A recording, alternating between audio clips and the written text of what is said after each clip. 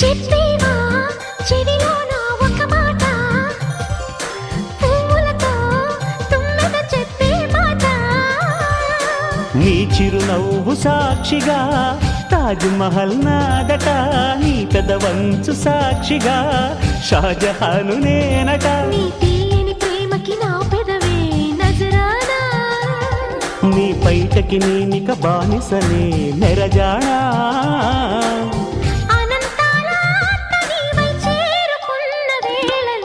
కోకలు కట్టిన కోయిలా కమ్మని కౌగిలియవే.